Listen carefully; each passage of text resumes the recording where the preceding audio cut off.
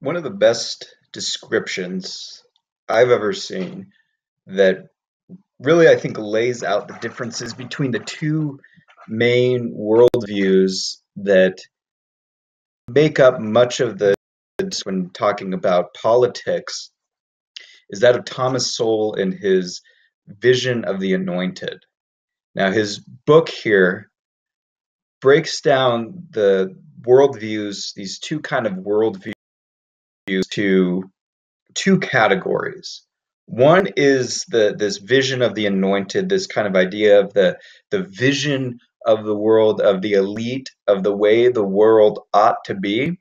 And this elite wants to shape this world through their influence and control through the arm of the state, mostly. My cat's going to play with the blinds and irritate me. And then there's the tragic vision that looks at the world at a certain way, that the world is how it is, that people are not human chess pieces. People have a certain human nature. They have certain limitations. The world has certain limitations. Uh, Institutions have certain limitations. Our expectations for the world need to be limited as well. And this is a great explanation for helping us understand what we mean in just political discussion in general when we have these discussions. These are the kind of two worldviews, and not that people hold their worldviews totally monolithically and consistently either. But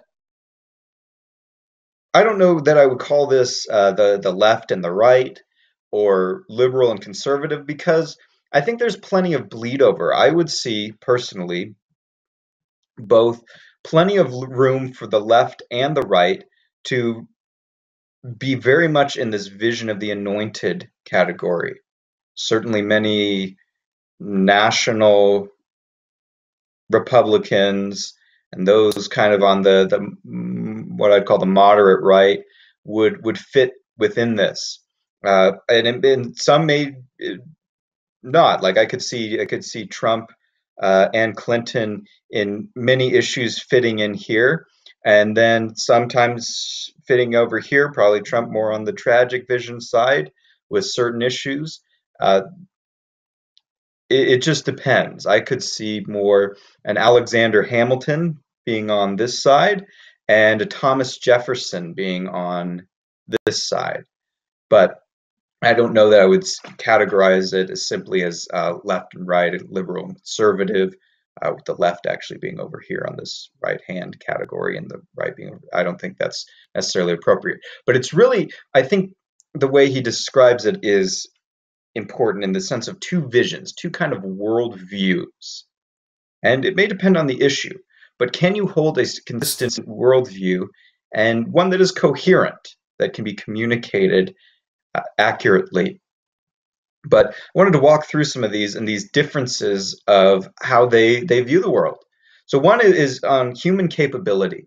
The tragic vision views human capability as severely and inherently limited for all, that humans have inherent limitations in our minds, our bodies, what we're able to achieve, and we're not just a math problem necessarily, and we're not a perfectible species that we can just perfect all the world's problems if we're just managed rightly by the right people with the right ideas.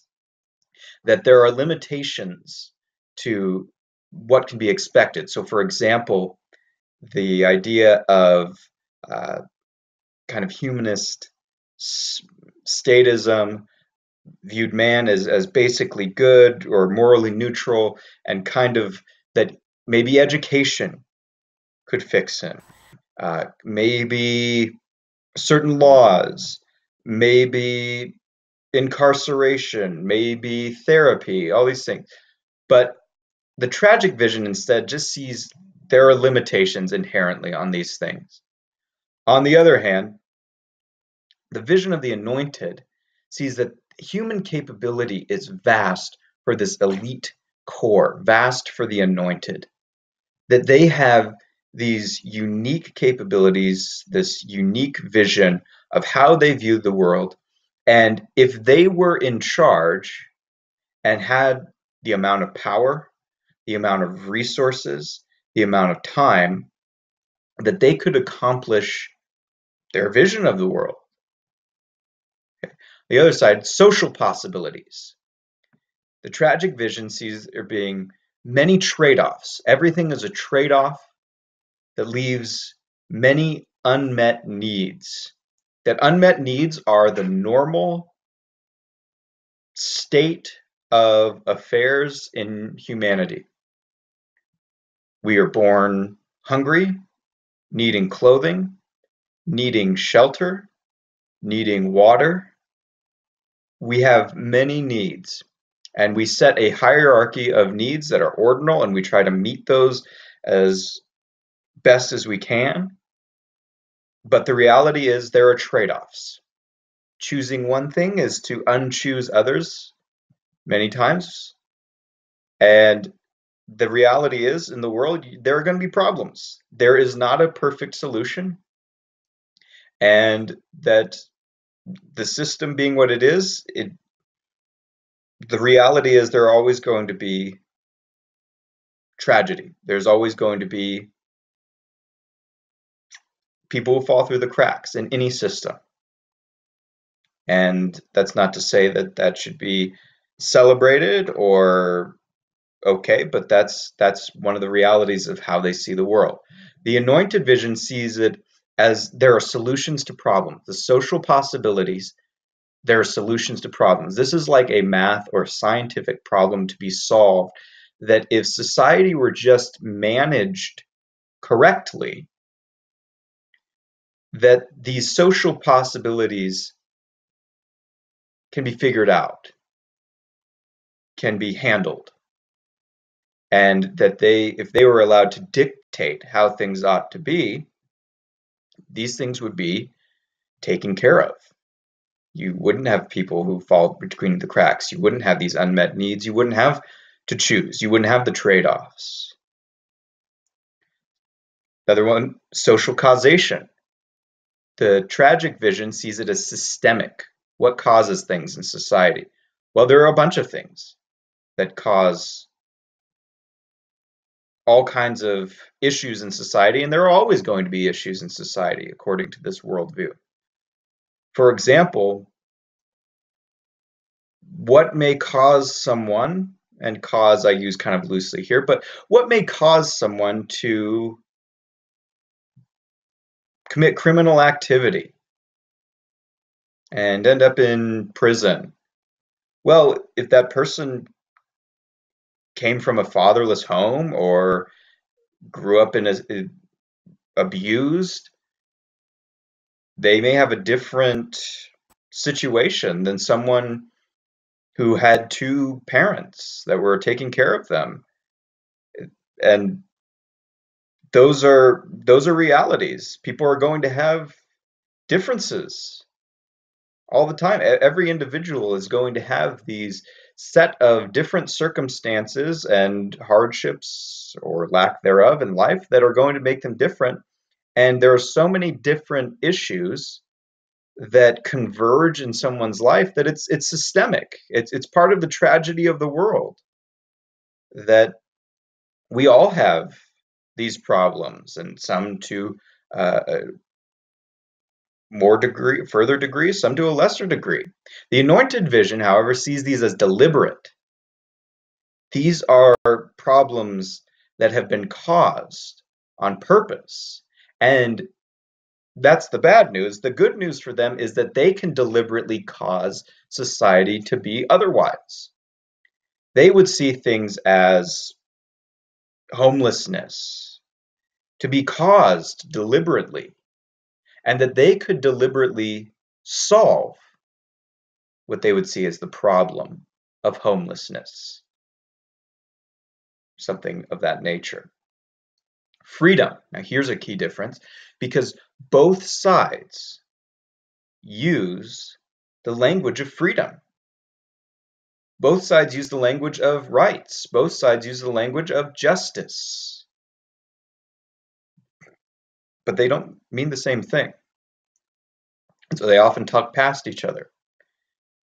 For the tragic vision, freedom means exemption from the power of others, being free from the force, the violence of others. Freedom for the tragic vision is the maximum absence of coercion, not having the threat or actual violence used against you is the definition of freedom. On the other hand, the vision of the Anointed sees freedom as the ability to achieve goals. That if conditions are not in place, even though they may require that coercion, violence, or the threat of violence be used against someone to create something or provide something, freedom is not achieved if someone does not have the ability to achieve goals. So you could think of a discussion on education or a discussion on healthcare. Healthcare is a good one. The tragic vision would see providing public health care at taxpayer expense as an incursion on freedom because it involves others having power over someone, using coercion to extort money from someone to provide something for someone else, for a system to which one does not consent. And therefore they see that as a lack of freedom. On the other hand, if we look at the Anointed vision, they see freedom as the ability to achieve goals. So they see not providing health care as denying someone freedom because you have now denied them the goal of a necessity, of health, of life. And so this language of freedom, it's very important to define what this means, as it is with next term, justice. What does justice mean? Everybody takes this for granted or puts adjectives in front of it, social justice. The tragic vision sees justice as a process with rules with just characteristics. In other words, justice involves if the means to an end are just, then the end itself is just. So for example, people freely operating and trading with each other where there is no force or fraud, and the end is people end up with different things that they chose because of their own subjective valuation of those things, and one person ends up with $10 and one person ends up with a radio that they had that exchange of goods. Then because the means to that end were just, the ends were just. The Anointed vision sees just or equalized chances of results. That is what justice means. And the language is often used now, it's not about equality, it's about equity. As in other words, maybe you've seen video of, okay, we don't all start the race at the same starting line. So we need to let some other people start and catch up or start first, or it wouldn't be fair to have us all start at the same point. And they would see that as it's equity. People have those certain needs that others don't have, and so that to equalize things out, that they need not just a process of rules with just characteristics. They need a process that identifies and uniquely advantages in order to balance the system.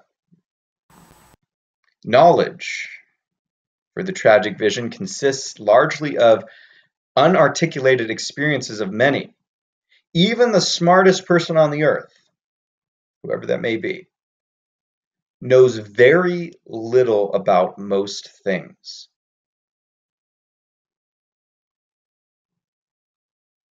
Someone a genius in a field or many fields may not know the inner workings of a car, a computer,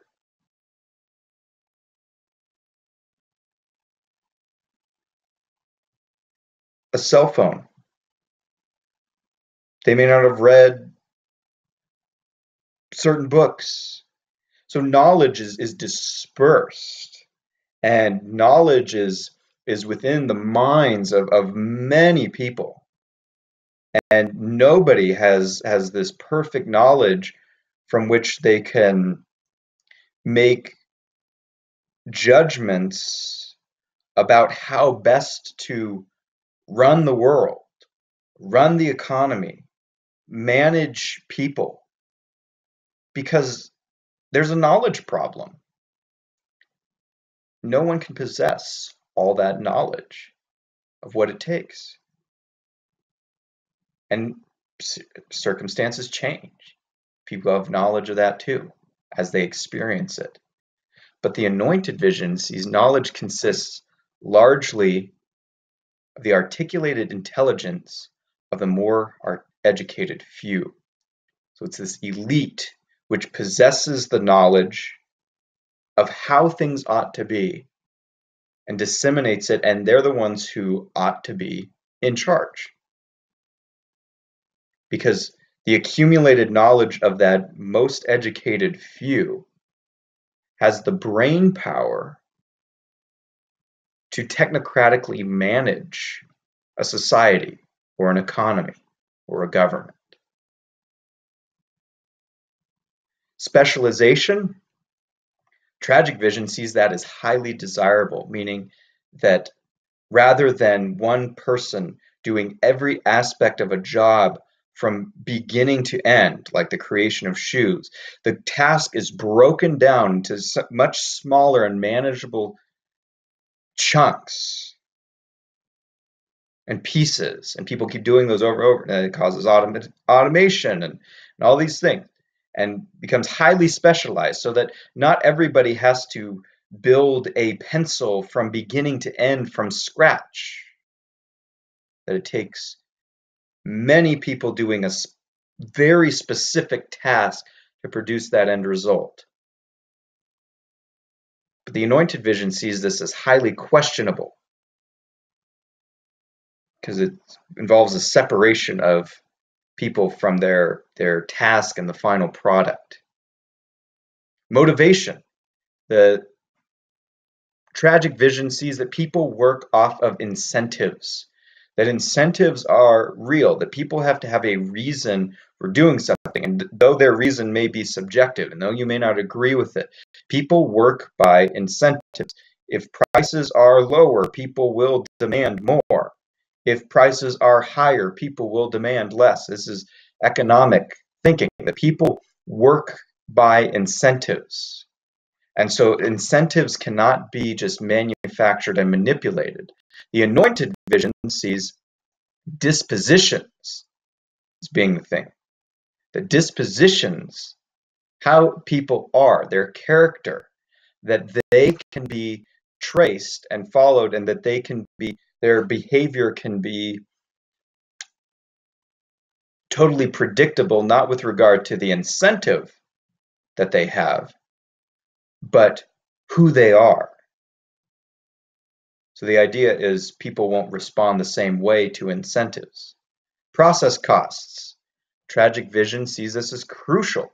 It matters how much it costs to do something, to accomplish something in the process. The anointed vision sees this as incidental, as just part of the necessary thing to get something done. The decision-making mechanism. The tragic vision sees this as a systemic processes that convey the experiences and revealed preferences of the many. So how are decisions made in society? That it comes through many people making decisions in an organized chaos at the same time, and their preferences are eventually matched. So, for example, consumers, in a way that is somewhat indirect, control what kind of shampoo that Walmart produces because people buy or don't buy or buy more or less of a certain product. And it's through those preferences that Walmart decides how much of that shampoo to sell. And before that, how much the producer of those materials decides to produce. On the other hand, the vision of the Anointed believes that decision-making process should be a deliberate plan, a managed economy that's calculated by the few. Deliberate plans that utilize the special talents and more advanced views of that they ought to make the decisions for a society, for an economy, for a government. And then the kinds of decisions. The tragic vision prefers incremental decisions. Decisions that change, that don't make radical changes, that make changes a bit at a time, that are not too hard to renegotiate if they don't work out. That decisions that move things a little bit at a time rather than large leaps and changes. The Anointed Vision prefers categorical changes, changes of category. In other words, changes that change one thing to another. And so, as opposed to the incremental small changes over time, these changes can be much more radical. You go from one thing to a totally other category, one thing to another, without the steps in between to get to that result. So these are some of the main differences in the two main worldviews, the Anointed Vision and the Tragic Vision. And they give us some things to consider here in terms of discussion and discourse between these two worldviews and those who hold them. Which one is correct? Which one takes real account of reality? Because both sides would argue that their worldview of the world, of society, of government, of the economy, is more realistic, is ethical, is better. And so which one actually bears this out? And can someone be changed from one to the other? And are there more options than just these two sides? But like I said, I think these are helpful in understanding the two kind of main worldviews when it comes to politics, and these have been around a long time, but especially in our modern time. How do you view the world around you? The book is The Anointed Vision by Thomas Sowell. It's a great book to read, so check that out. You can probably get on. You can get it on Amazon, and give that a read.